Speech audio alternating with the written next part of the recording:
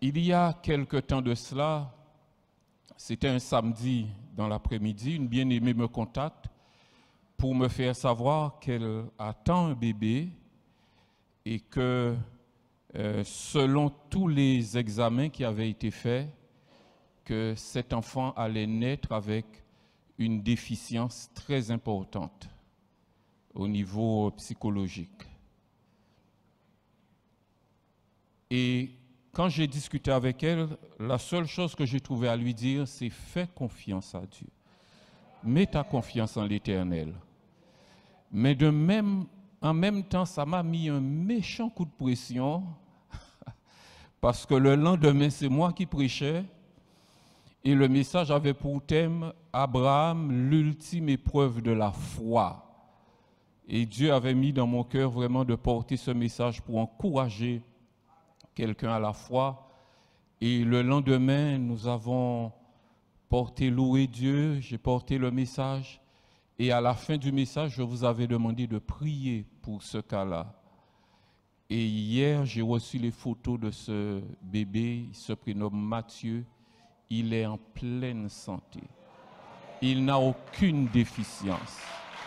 Gloire au Seigneur de la vie. Il est saint de corps, il est saint d'esprit. Que le nom du Seigneur soit béni. Alléluia! Gloire à Dieu. Et au travers de ce témoignage, je veux encore encourager tous ceux qui ont placé leur espérance dans le Seigneur. Amen. Notre sœur Samira pourrait en témoigner longuement ce matin. Amen, amen.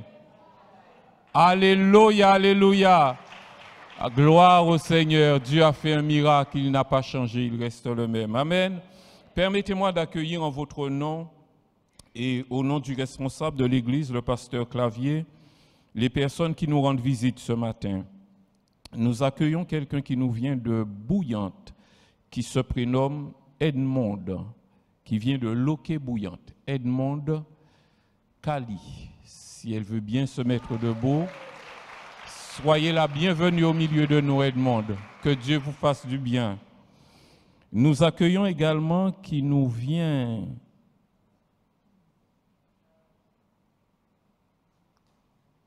c'est ça, du Missouri, Soyeuse, Jasmine, c'est ça? Il y a quelqu'un qui vient du Missouri ici? Ok, alléluia. Béni soit le Seigneur. Ôte-moi d'un doute, bien-aimé. C'est bien du Missouri, j'ai bien lu.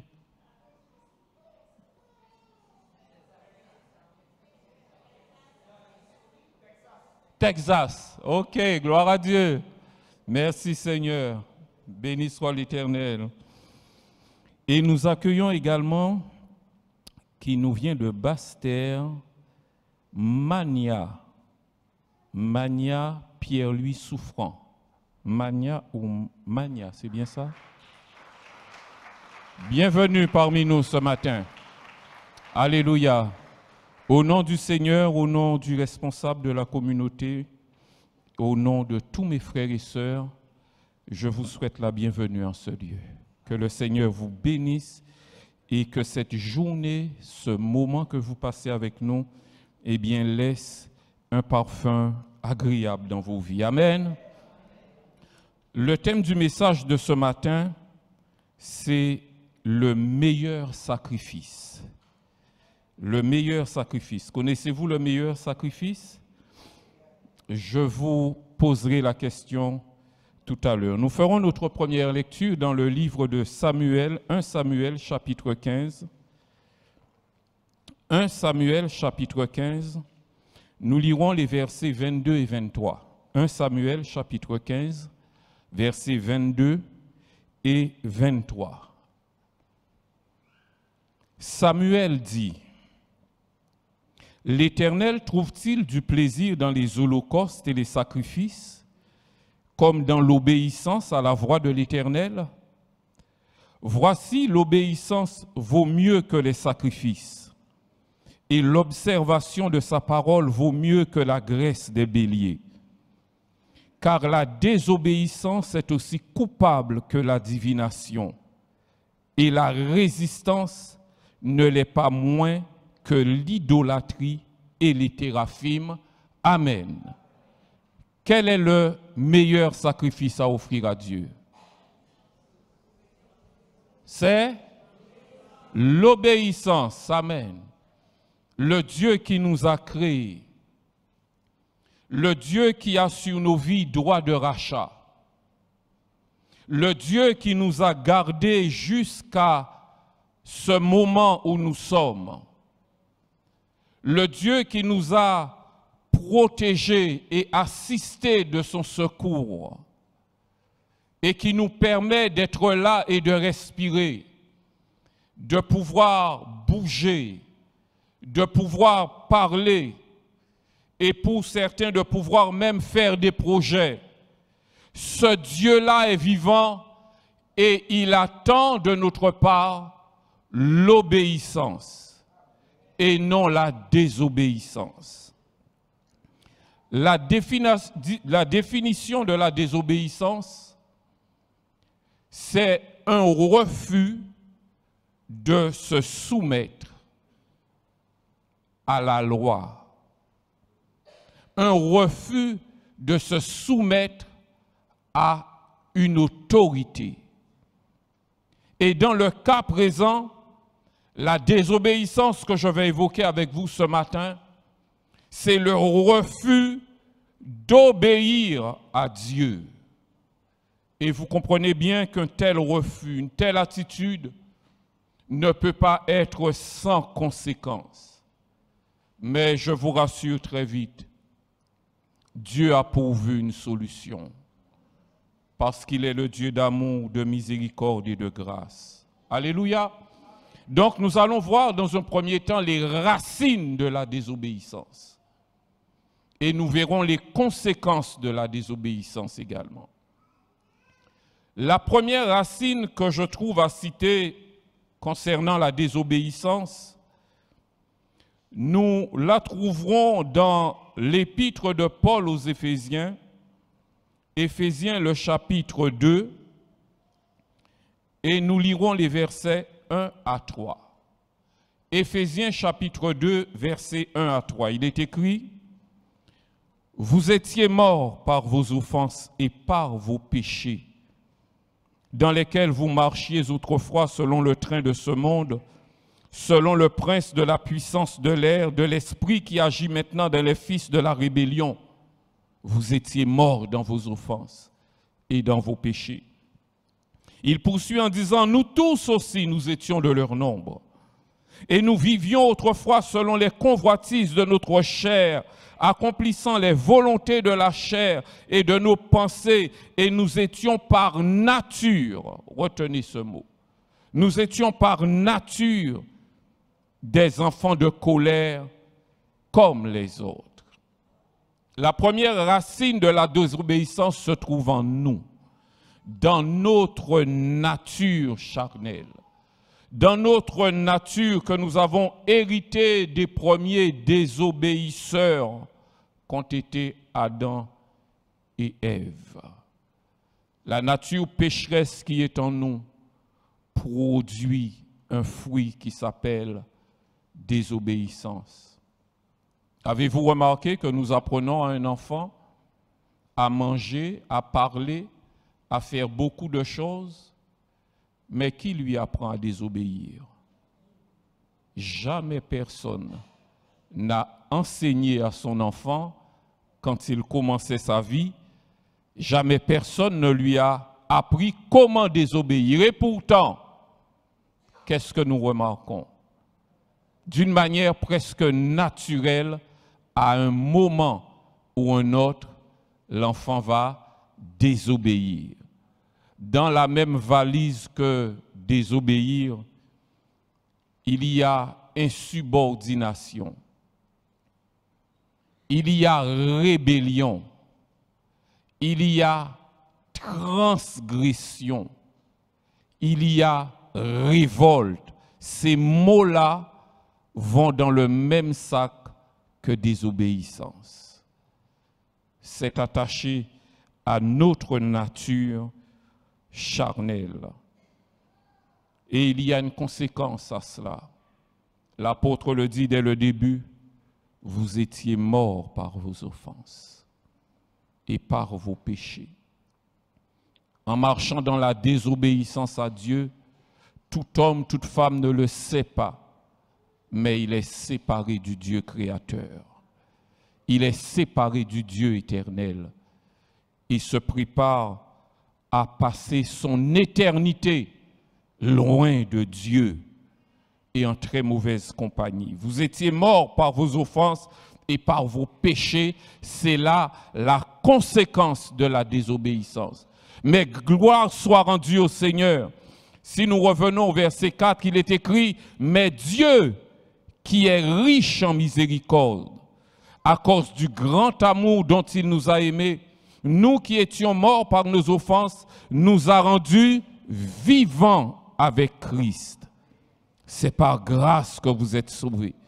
Il nous a ressuscités ensemble et nous a fait asseoir ensemble dans les lieux célestes en Jésus-Christ, afin de montrer dans les siècles à venir l'infinie richesse de sa grâce par sa bonté envers nous en Jésus-Christ. Et il poursuit en disant, c'est par la grâce que vous êtes sauvés, par le moyen de la foi. Et cela ne vient pas de vous, c'est le don de Dieu. Ce n'est point par les œuvres afin que personne ne se glorifie. Ça veut dire que ceux qui ont été désobéissants peuvent trouver la grâce et le pardon de Dieu gratuitement, pas par les œuvres, pas en offrant des cierges, pas en faisant des pèlerinages, parce que ce texte dit bien, ce n'est point par les œuvres, mais c'est par grâce. Alléluia! Il y a de l'espoir pour ceux qui sont ou qui seraient encore dans la désobéissance. La première racine, nous l'avons vu, est attachée à notre nature terrestre. La deuxième nature de la désobéissance, nous la trouvons dans le livre des Nombres. Nous allons lire dans Nombres le chapitre 20. C'est l'histoire de Moïse et Aaron qui se sont bien efforcés d'obéir à Dieu, de marcher avec Dieu et selon ce que Dieu leur disait. Et malheureusement, un jour, ils ont failli. C'était peut-être la pression, c'était peut-être le fait d'avoir perdu leur sœur Marie qui était décédée quelque temps auparavant.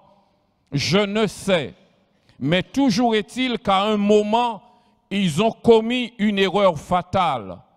Ils n'ont pas manifesté la crainte de Dieu. Et ils en ont payé la conséquence. Dans Nombre chapitre 20, à partir du verset 7, Nombre 20, verset 7, l'Éternel parla à Moïse et dit, « Prends la verge et convoque l'assemblée, toi et ton frère Aaron. Vous parlerez en leur présence au rocher. » Dieu a dit, « Vous parlerez au rocher, et il donnera ses eaux.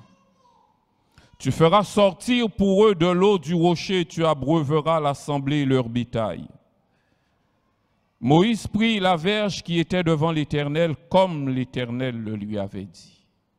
Il avait bien commencé, comme l'Éternel lui avait ordonné. Verset 10, Moïse et Aaron convoquèrent l'assemblée en face du rocher, et Moïse leur dit, « Écoutez donc, rebelles, est-ce de ce rocher que nous vous ferons sortir de l'eau? » Puis Moïse leva la main et frappa 2 fois le rocher avec sa verge. Il sortit de l'eau en abondance. L'assemblée but et le bétail aussi. Tout semblait aller bien. Pourtant, au verset 12, l'Éternel reprend la parole et dit à Moïse et à Aaron, « Parce que vous n'avez pas cru en moi, pour me sanctifier aux yeux des enfants d'Israël, vous ne ferez point entrer cette assemblée dans le pays que je lui donne. Et nous poursuivons dans le même chapitre, verset 23. L'Éternel dit à Moïse et à Aaron, vers la montagne de Hor, sur la frontière du pays d'Édom, Aaron va être recueilli auprès de son peuple, car il n'entrera point dans le pays que je donne aux enfants d'Israël, parce que vous avez été rebelles à mon ordre. Vous vous rappelez, dans la même valise, désobéissance, rébellion, révolte, transgression, insubordination. L'Éternel leur dit, vous avez été rebelles.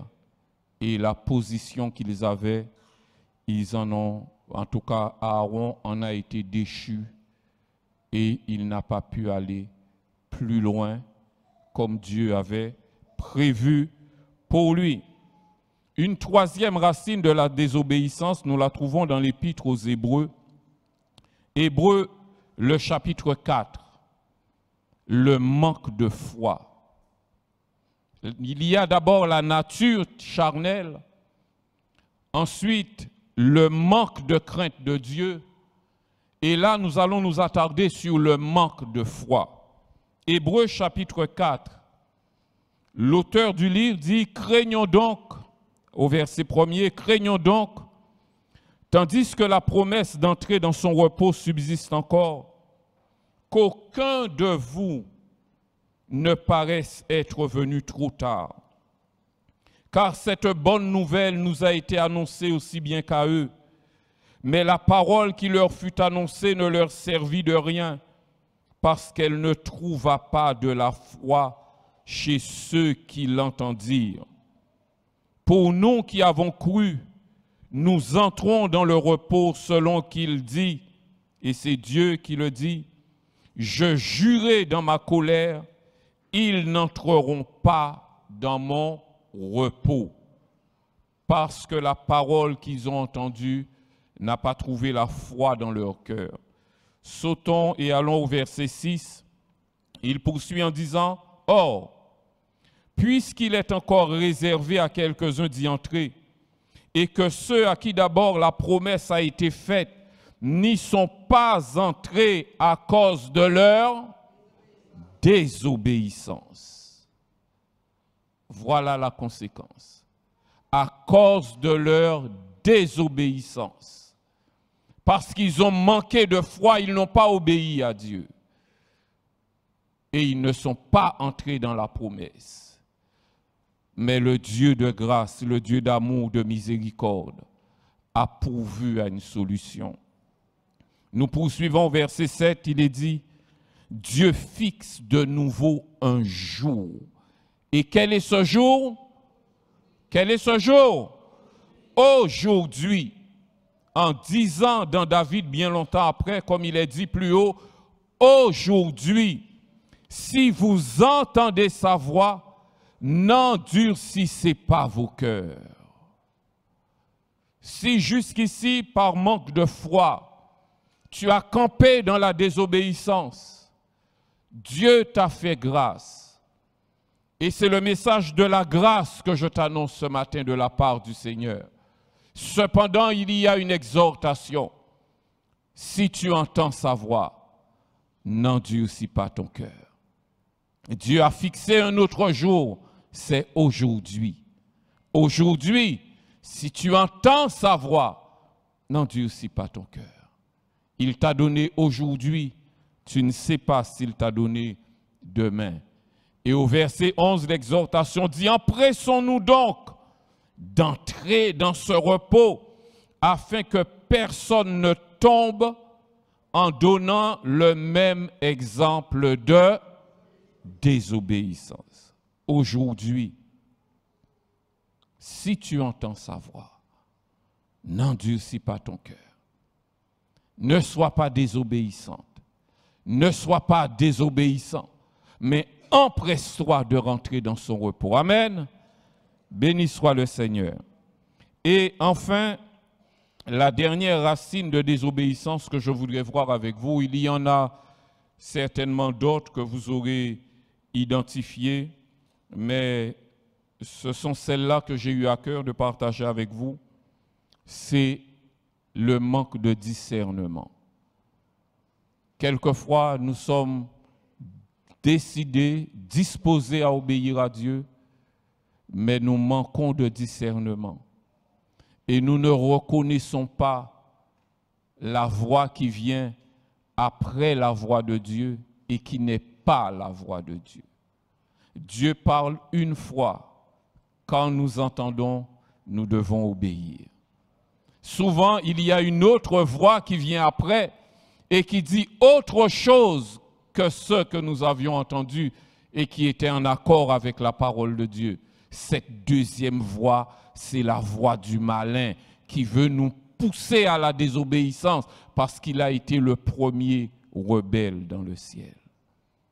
Et c'est la raison pour laquelle il a été précipité. Nous allons faire cette lecture dans 1 Roi, chapitre 13.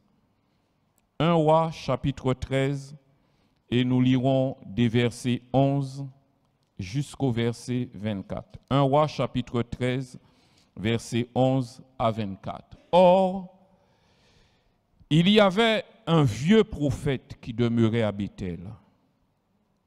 Ses fils viennent lui raconter toutes les choses que l'homme de Dieu avait faites à Béthel ce jour-là, et les paroles qu'il avait dites au roi.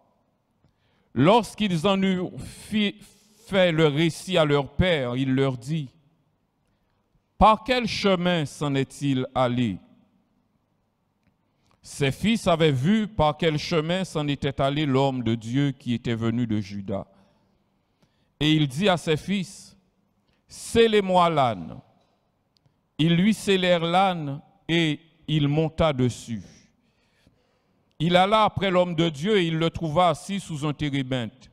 Il lui dit, « Es-tu l'homme de Dieu qui est venu de Juda ?»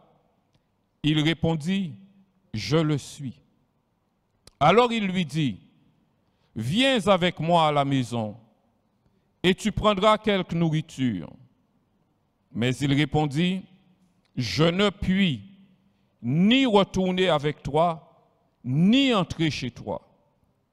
Je ne mangerai point de pain, je ne boirai point d'eau avec toi en ce lieu-ci. Car il m'a été dit par la parole de l'Éternel, tu n'y mangeras point de pain, et tu n'y boiras point d'eau, et tu ne prendras pas à ton retour le chemin par lequel tu seras allé. » Et il lui dit, « Moi aussi je suis prophète comme toi. Et un ange m'a parlé de la part de l'Éternel et m'a dit, ramène-le avec toi dans ta maison et qu'il mange du pain et boive de l'eau. » En réalité, il lui mentait. Voilà un homme bien disposé qui a pris une position, une résolution par rapport à la parole de l'Éternel. Il a bien entendu et bien compris, c'était clair pour lui. Et il était fermement décidé à faire ce qu'il avait entendu. Et puis une autre voix vient et lui dit tout à fait le contraire. Mais c'était une voix mensongère pour le pousser à la désobéissance. Ça ne vous est jamais arrivé, bien-aimés, de savoir ce que Dieu attend de vous et quelqu'un d'autre vient vous dire autre chose?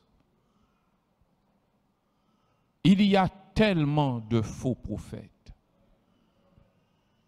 et souvent sous des costumes religieux, sous des costumes, des apparences de la sagesse et du raisonnement, quelquefois même de la logique, quelquefois même de l'intelligence, tellement de voix qui disent autre chose que ce que Dieu a dit. Ce sont des voix qui portent la mort. La voix de Dieu conduit à la vie, amen. Et toute voix qui vient nous dire autre chose que ce que Dieu a dit veut nous emmener à la mort. Parce que le salaire de la désobéissance, c'est la mort. Aucun rebelle n'héritera le royaume de Dieu. Et les faux prophètes, les vieux prophètes sont subtils. Là, il vient et lui dit, un ange m'a parlé. Un ange m'a parlé.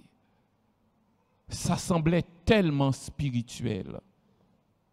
Ça semblait tellement venir de Dieu. Mais ça ne pouvait pas venir de Dieu. Parce qu'en Dieu, il n'y a pas oui et non en même temps. Avec Dieu, oui c'est oui, non c'est non. Dieu avait dit non. Si quelqu'un d'autre vient et te dit oui, ça ne vient pas de Dieu. Et malheureusement, cet homme a été trompé. Au verset 19, il est dit, l'homme de Dieu retourna avec lui et il mangea du pain et but de l'eau dans sa maison.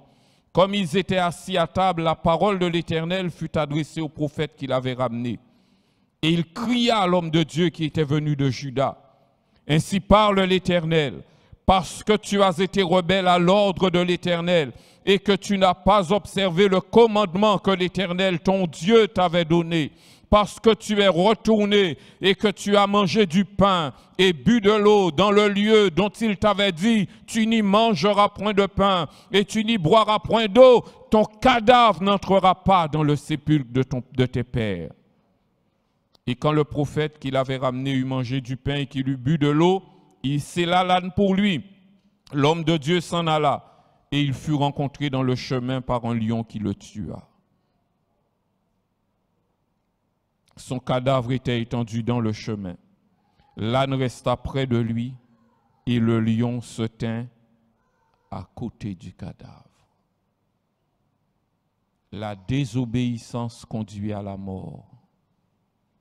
Désobéir à Dieu, c'est prendre un très, très grand risque. C'est prendre un risque certain. Dieu est souverain. Quand Dieu parle, nous devons simplement lui obéir. Toutes les fois qu'un homme, une femme, quel que soit le domaine, refuse d'obéir à Dieu, il se range du côté de Satan. Il se range du côté du rebelle. Il se range du côté de celui qui s'est révolté et qui a été précipité sur la terre. Le meilleur sacrifice que Dieu attend de nous, c'est l'obéissance. Amen. C'est l'obéissance. Désobéir à Dieu, c'est l'offenser gravement. Désobéir à Dieu, c'est se faire l'égal de Dieu. C'est se poser en rival de Dieu. C'est agir comme si on était aussi intelligent que Dieu. C'est agir comme si on était aussi puissant que Dieu. Et cela n'est pas possible. Quand Dieu parle, nous devons obéir. Nous devons obéir. La désobéissance est aussi coupable que la divination. Dans notre échelle de valeurs humaines, nous avons placé des péchés par ordre, mais là, Dieu remet les choses en place. On aurait tendance à penser que quelqu'un qui se rend chez le quimboiseur a commis un grand, grave péché qui va le conduire en enfer. Mais si tu désobéis à Dieu, tu iras en enfer avec lui. Vous prendrez la même route pour la même destination. Des fois, c'est des choses subtiles. Des choses qui paraissent sans la moindre importance. Mais en toute chose, en toute décision concernant notre vie, nous devons chercher qu'est-ce que Dieu dit, qu'est-ce que Dieu veut et le faire. Pas écouter les vieux prophètes.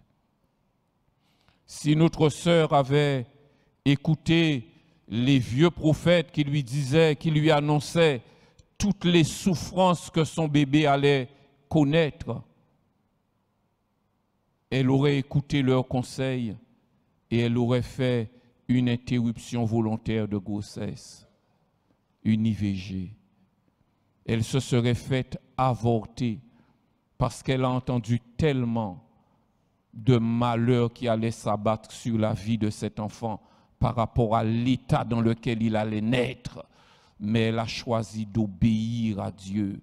Dieu est contre cela, je ne le ferai pas.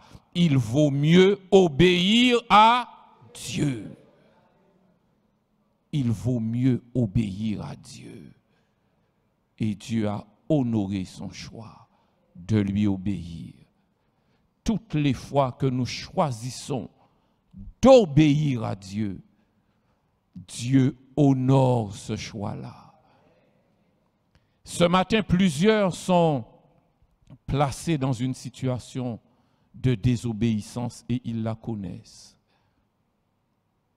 Et quand je parle de désobéissance, quelquefois c'est des choses subtiles.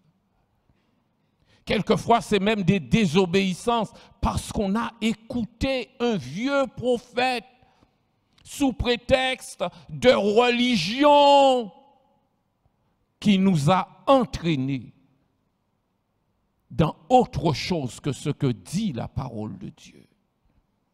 Il y a un choix à faire ce matin. Il y a un choix à faire ce matin.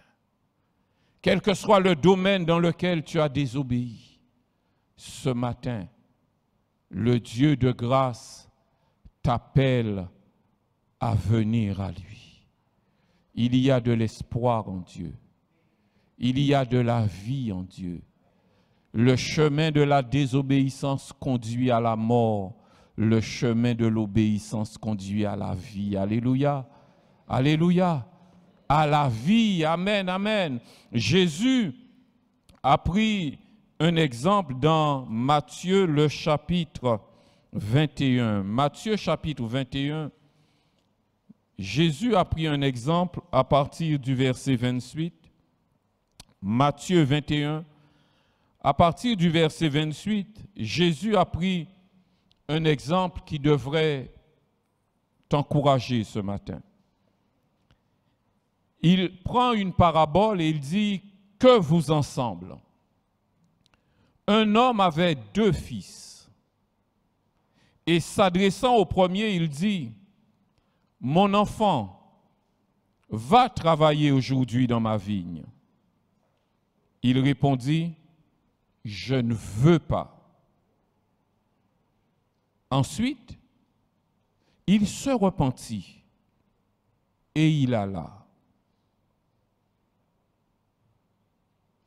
Sa première réaction, je ne veux pas faire ce que tu m'as donné. Il s'est rebellé. Il s'est révolté. Il a désobéi à l'ordre. Je ne veux pas. Mais après, il rentre en lui-même. Il se repent et il va et il le fait. Tandis que le deuxième,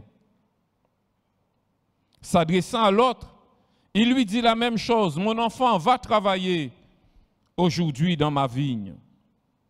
Et celui-là répond, je veux bien, Seigneur. Oui, oui, je veux, il n'y a pas de problème. Et il n'y alla pas. Jésus leur pose la question. Jésus nous pose la question. Lequel des deux a fait la volonté de son Père? Lequel des deux? Il y a un qui a commencé par désobéir, mais après il s'est repenti et il a obéi. Tandis que l'autre a commencé par dire fort avec sa bouche, oui, j'irai. mais il a désobéi. Lequel est le fils de son père? Lequel a fait la volonté de son père? Et pour clore cette réflexion, nous terminons avec Jérémie, le chapitre 3, prophète Jérémie. Nous lirons le chapitre 3, un seul verset. Jérémie, le chapitre 3, et nous lirons le verset 22. Dieu, par la bouche du prophète, dit: revenez, enfants rebelles, je pardonnerai vos infidélités. Revenez, enfants désobéissants,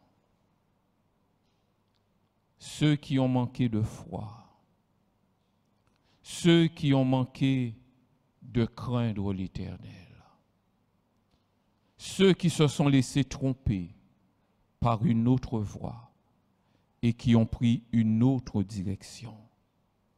Revenez, dit l'Éternel. Revenez, je pardonnerai vos infidélités.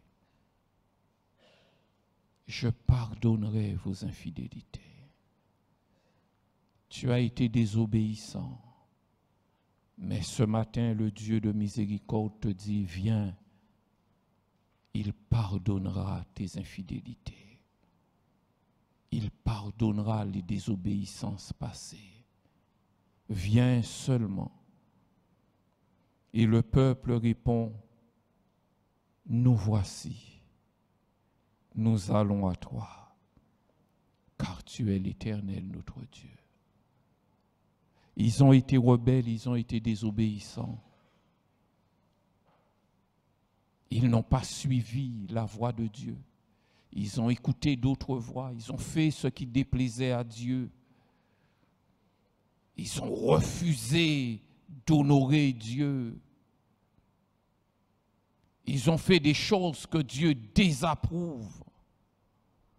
Mais pourtant, Dieu leur dit: revenez, enfants rebelles, et je pardonnerai vos infidélités. Et quand ils entendent cette parole, ils réagissent de la bonne manière. Nous voici, nous allons à toi. Nous voici, nous allons à toi. Alléluia. Alléluia. Inclinons-nous pendant quelques instants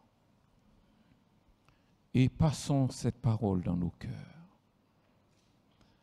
La désobéissance est égale à l'idolâtrie.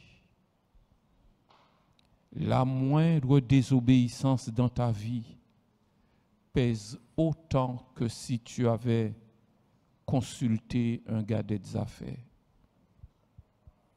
Tu te targues de n'avoir jamais fait cela, de n'avoir jamais consulté de voyant. Tu te targues de n'avoir jamais adoré aucune idole. Mais pourtant, la moindre désobéissance dans ta vie te met au même niveau que ceux qui le font. Alors ce matin, tu as besoin de rentrer en toi-même et considérer les conséquences. Les conséquences de la désobéissance, c'est la mort, la séparation avec Dieu, l'annulation des promesses de Dieu, l'annulation de ce plan que Dieu avait pour toi, ce projet que Dieu a fait pour toi. Pourtant, ce matin, Dieu te dit: il y a encore de l'espoir. Viens et je pardonnerai ton péché. Je te pardonnerai. Je sais que tu as désobéi. Tu ne peux le cacher à Dieu. Mais Dieu te dit: viens et je pardonnerai cette infidélité. Et tous ceux qui ont entendu cette parole ont dit: nous voici, nous allons à toi, Seigneur, car tu es Dieu. Nous voici, nous allons à toi, Seigneur. Qu'est-ce que tu vas lui répondre, toi? tandis que nous sommes toujours dans le recueillement, tandis que chacun examine son cœur. Ce matin, je voudrais donner l'occasion à quelqu'un de pouvoir dire, me voici, je viens, Seigneur. J'ai besoin de ce pardon. Là où tu es, lève simplement ta main et je prierai avec toi. Alléluia. J'ai vu votre main, vous pouvez la baisser. Alléluia. Alléluia. Alléluia. Lève seulement ta main pour dire, Seigneur, je reconnais ma désobéissance. Oui, j'ai vu vos mains. Alléluia. Je reconnais ma désobéissance. Et ce matin, je viens simplement. J'invite tout le monde à se tenir debout. Alléluia. Alléluia. Gloire à Dieu, celui qui pardonne nos transgressions, celui qui nous purifie de nos péchés. Ce matin, nous allons lui dire oui, Seigneur. Je dis oui, je dis oui, je dis oui. J'avais dit non auparavant, mais ce matin, rentré en moi-même, je change et je te dis oui. Alléluia. Je dis oui, oui, oui, je dis oui. Je dis oui, oui, oui. Je dis oui, Seigneur. Je dis oui, Seigneur. Je dis oui, oui, oui. Encore une fois. Je dis oui. Du plus profond de ton cœur. Alléluia. Je dis oui.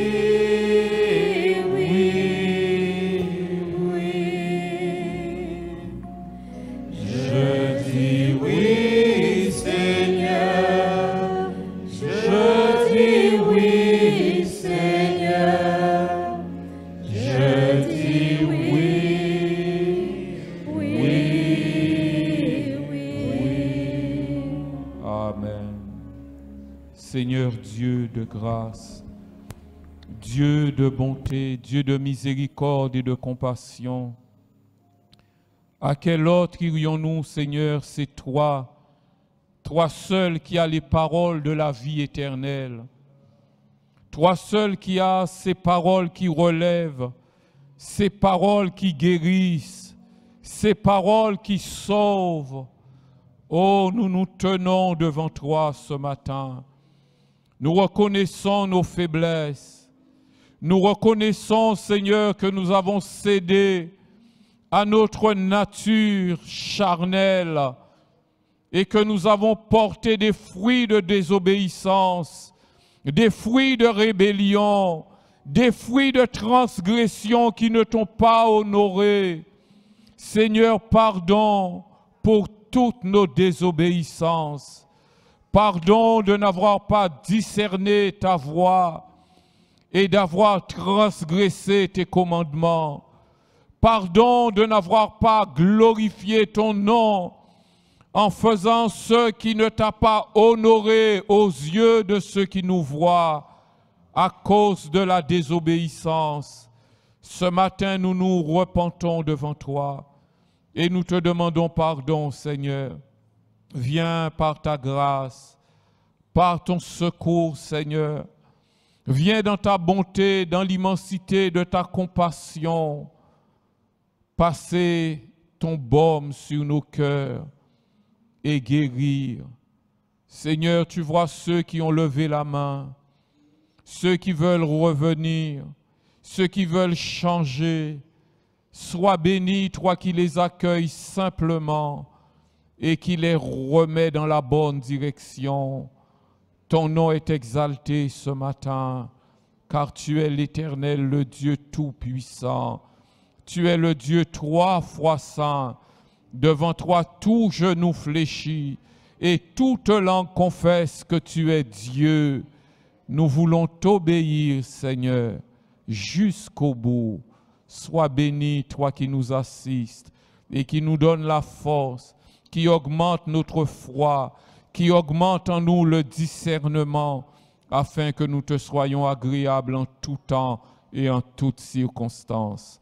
À toi la gloire, notre Père céleste, dans le nom de Jésus.